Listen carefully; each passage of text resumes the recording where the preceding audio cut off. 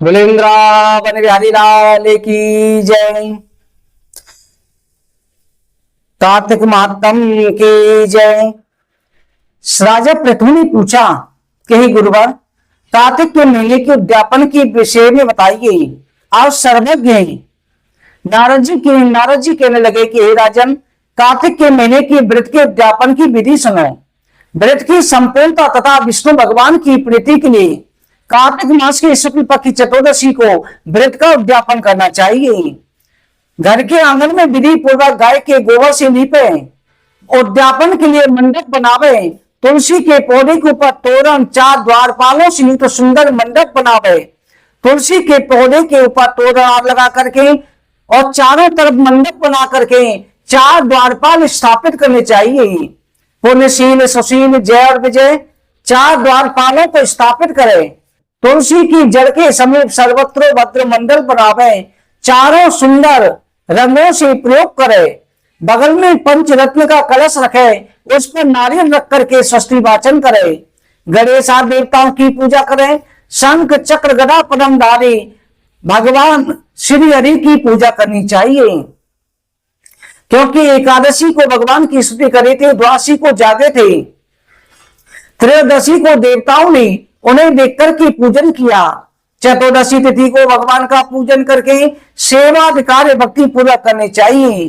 फिर गुरु की आज्ञा से भगवान विष्णु की 16 प्रतिमा बनाकर के 16 उपचारों से भक्ति अवश्य पदार्थों द्वारा पूजा करे।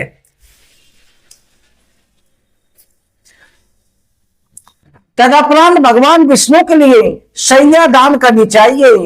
हे मुनिवर, शैया के उपचारों को सुनो। शैया सोने की चांदी से निर्मित रंगीन वस्त्रों से युक्त होनी चाहिए। छोटी सी जो जरा सी सोने चांदी की बना सकते हैं, या आप जो है बड़ी शैया लोहे की भी ले सकते हैं। रेशमी वस्त्रों से निर्मित शैया के ऊपर गद्दा बिछाकर के श्वेत वस्त्र निर्मल चादर बिछानी चाहिए।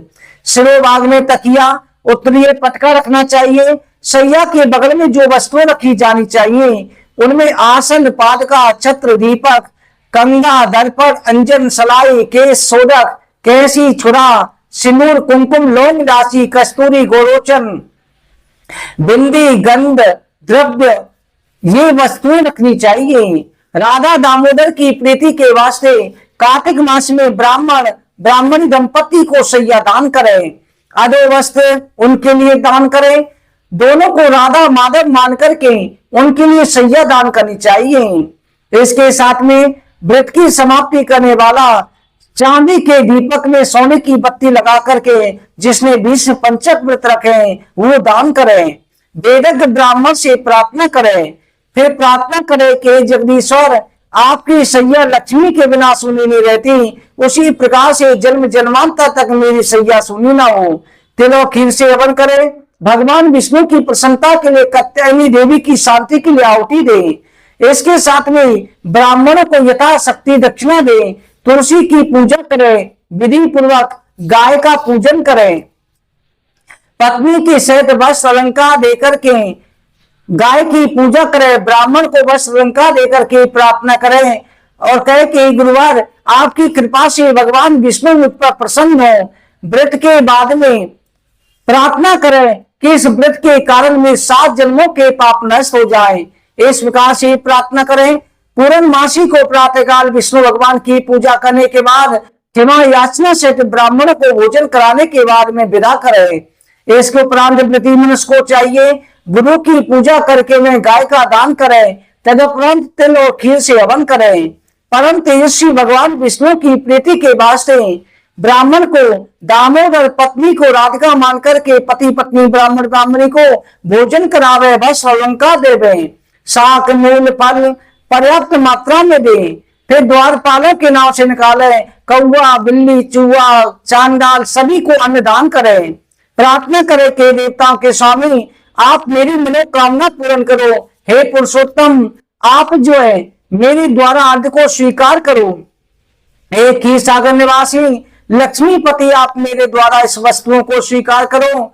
ये प्रार्थना करे कि प्रभु, व्रत की पूर्णता को अब संपूर्णता करो, इसे अपूर्ण को पूर्ण कर दो। इसके बाद में ब्राह्मण को खीर खिला करके भोजन करावे। अगर शक्ति है तो 30 ब्राह्मणों को भोजन करावे, अथवा एक ब्राह्मण ब्राह्मणी को जोड़ा से भोजन करा के फिर उनको गाय दान करे तो अच्छे फल प्राप्त मिलता है। फिर मित्रों गुरुजनों के साथ स्वयं भी भोजन करे। कार्तिक महीना, माघ महीना, वैशाख महीने की उद्यापन विधि एक ही कही गई है। उद्यापन करने से करोड़ गुना फल प्राप्त होता है। तीर्थों में दान करने से, तीर्थ यात्रा से जो फल प्राप्त होता है उससे कई गुना कार्तिक के महीने के व्रत उद्यापन दान दक्षिणा से मिल जाता है। कार्तिक के व्रत करने वाले मनुष्यों के सभी पाप तुरंत नष्ट हो जाते हैं। इस व्रत को नियम से जो मनुष्य भक्ति पूर्वक सुनता है, इस व्रत को करता है, उसे वैष्णव पद की प्राप्ति होती है। अगर ब्राह्मण नहीं है, पहले ब्राह्मण को कोशिश करे। ब्राह्मण नहीं है, गाय की पूजा करे। गाय भी नहीं है, पीपल और वट वृक्ष की पूजा कर लेनी चाहिए। ऋषिवर कहने लगे, भगवान ब्राह्मण के बराबर, गाय ब्राह्मण के बराबर पीपल और वट को क्यों बताया गया है? तो श्री सूत जी महाराज कहने लगे, भगवान विष्णु पीपल बने, शिव जी वट वृक्ष बने और ब्रह्मा जी पलाश वृक्ष बने थे। इनके दर्शन मात्र से प्राणी के दुख, विपत्ति, व्याधि, कुष्ठ रोग नष्ट हो जाते हैं। ऋषि कहने लगे, भगवान तीनों देवता वृक्ष योनि को कैसे प्राप्त हुए? श्री सूत जी महाराज कहते हैं कि एक समय पर शिव पार्वती विवाह के बाद रमन कर रहे थे। उसी समय स्वामी कार्तिकेय के जन्म के लिए सभी देवताओं ने अग्निदेव को भेजा। अग्निदेव ब्राह्मण के वेश में पहुंचे।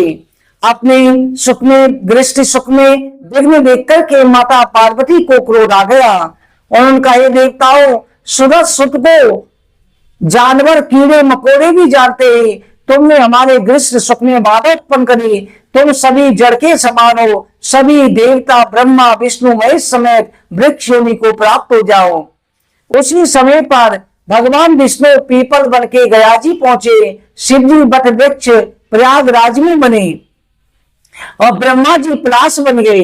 इसलिए ऋषिवर कहते हैं, पीपल के वृक्ष का रविवार को द्वादशी को स्पर्श नहीं करना चाहिए। शनिवार को पीपल के पेड़ की पूजा अवश्य करनी चाहिए, क्योंकि एक समय की बात है जिस समय समुद्र मंथन हुआ। समुद्र मंथन के समय पर भगवान विष्णु ने सभी देवताओं को रत्न दिए। कौस्तुभ मणि और लक्ष्मी जी भगवान विष्णु को प्राप्त हुई। उस समय पर लक्ष्मी माता ने कहा, प्रभु मेरी बड़ी बहन का नाम ज्येष्ठा है। सनातन धर्म कहता है कि जब तक बड़ी बहन का विवाह नहीं हो, छोटी बहन का विवाह नहीं हो सकता। आप मेरी बड़ी बहन के साथ विवाह करें। तब भगवान विष्णु ने उसी समय पर उद्दालक ऋषि को याद किया, जो भगवान विष्णु के अनन्य भक्त थे, जो भगवान विष्णु के स्वरूप को प्राप्त हो गए थे। उद्दालक ऋषि के साथ में ज्येष्ठा का विवाह कर दिया। इधर भगवान विष्णु लक्ष्मी के साथ वैकुंठ लोक पधारे हैं। ज्येष्ठा को जब ऋषि आश्रम में ले गए, जहाँ वेद ध्वनि होती थी, पूजा पाठ होती थी, ज्येष्ठा व्याकुल हो गई और कहने लगी कि स्वामी, यहाँ वेद ध्वनि होती है, यहाँ मैं नहीं रह सकती। तो उद्दालक ऋषि बोले, देवी तुम्हारे रहने के लायक कौन सा स्थान है, वो स्थान बताओ। तब ज्येष्ठा बोली, जहाँ वेद ध्वनि होती है, अतिथियों का पूजन होता है, यज्ञ दान होते हैं, वहां मैं नहीं रह सकती। जहाँ नीति कुशल धर्मयुक्त प्रियवादी रहते हैं, जहाँ गुरु देवताओं की पूजा होती है, माता पिता की पूजा होती है, वहां मैं नहीं रह सकती। जहाँ पर परिस्थिति गमन होता है, बड़े बुजुर्गों का अपमान होता है, ब्राह्मणों का अपमान होता है, सज्जनों का अपमान होता है, उस स्थान पर मैं रहती हूँ। जहाँ शराब जुआरी रहते हैं, वहां पर मैं रहती हूँ। सूत जी कहते हैं, वैद्यता के वचन सुनकर ऋषि व्याकुल हो गए और कहने लगी कि देवी तुम पीपल के पेड़ के पास बैठी रहो, मैं तुम्हारे लिए स्थान देख कर आता हूँ। इतना कहकर के उद्दालक ऋषि उत्तर दिशा में चले गए, परंतु कई वर्षों तक वापस लौट के नहीं आए। अपने पति के त्याग से घबरा करके ज्येष्ठा रोने लगी। उसके रोने की आवाज वैकुंठ लोक में पहुंची। तब माता लक्ष्मी ने भगवान विष्णु से कहा कि स्वामी, मेरी बहन को उसके पति ने त्याग दिया है, आप उसे चले और शांत करें। भगवान विष्णु लक्ष्मी के साथ प्रकट हुए और बोले कि ज्येष्ठा, ये पीपल मेरा ही अंश है, तुम इसी पीपल के वृक्ष में रहो। प्रत्येक शनिवार को मैं लक्ष्मी यहाँ पर आया करेंगे। जो शनिवार के दिन पीपल वृक्ष की पूजा करेगा, पीपल को स्नान कराएगा, चंदन लगाएगा, पीपल नीचे दीपक जलाएगा, कच्चा सूत लपेटेगा, उसके घर में लक्ष्मी जी जाएगी। जो कार्तिक के शुक्ल पक्ष चतुर्दशी के दिन पीपल की पूजा करेंगे, उनके घर में मैं स्वयं लक्ष्मी के साथ पधारूंगा। रविवार को और द्वादशी को जो पीपल का स्पर्श करे, उनके घर में तुम चली जाना। इतना कहकर के भगवान विष्णु उसी समय पर अंतर्ध्यान हो गए। इसलिए ऋषिवरों, शनिवार के दिन पीपल के पेड़ की पूजा अवश्य करनी चाहिए। रविवार और द्वादशी को कभी भी पीपल के पेड़ का स्पर्श नहीं करना चाहिए। कार्तिक के महीने में शुक्ल पक्ष चतुर्दशी के दिन पीपल के पेड़ की पूजा अवश्य करनी चाहिए। वैकुंठ चतुर्दशी को पूजा करने से अनंत गुना फल प्राप्त होता है। भक्तों, आज वैकुंठ चतुर्दशी के दिन आप 3 से 65 बत्ती आज भी जला सकते हैं और कल पूर्णवासी को भी जला सकते हैं। आप अवश्य जलाएं, देव दिवाली मनाएं। कल पूर्णवासी के दिन देव दिवाली मनाएं। भगवान श्री देवी की कृपा दृष्टि बनी रहेगी। आज के दिन आपको हरा साग नहीं खाना है और कल की कथा में धनंजय पाप पुण्यों का वर्णन किया जाएगा। और इसके साथ में जो भी भक्तजन श्रद्धा से अपनी दक्षिणा देना चाहते हैं, इस नंबर पर आप दे सकते हैं। भगवान बाकी बिहारी से प्रार्थना है, हमारा आशीर्वाद है, सदा स्वस्थ रहो, सदमार्ग पर चलो और भगवत चिंतन में हमेशा लगे रहो और आपकी हर प्रकार की मनोकामना पूरी हो। वृंदावन बिहारी लाल की जय। जय जय श्री राधे, जय जय श्री राधे, जय जय श्री राधे।